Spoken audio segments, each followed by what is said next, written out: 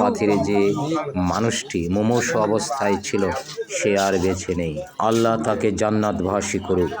এই মুহূর্তে সেই জায়গায় পরিদর্শনে গেলাম। প্রত্যক্ষদর্শীরা কি বলে শুনুন। তৈলি ওলো শেষ কত ঈদে খালি খগনটার ব্যবধান প্রায় ধর না 4:15 তার হঠাৎ দেখত যাবে না আপনি এই মুখদাবাদি যাবো তো এবার নামান কি আছিল দি আর এটা নাম আছে যে নূর মোহাম্মদ এনে নিয়ে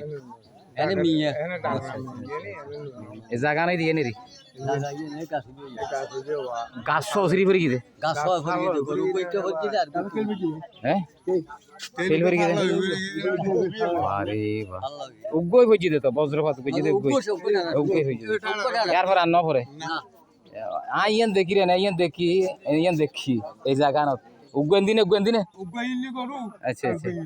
প্রিয় গাইস, ঘটনাটি ঘটে এই গাছের নিচে। দেখতেই পাচ্ছেন গাছটা কিভাবে ছিঁড়ে ফেলেছে। ধন্যবাদ, ভালো থাকবেন, সুস্থ থাকবেন। দেখা হবে নতুন কোনো সময় নতুন ভিডিও নিয়ে।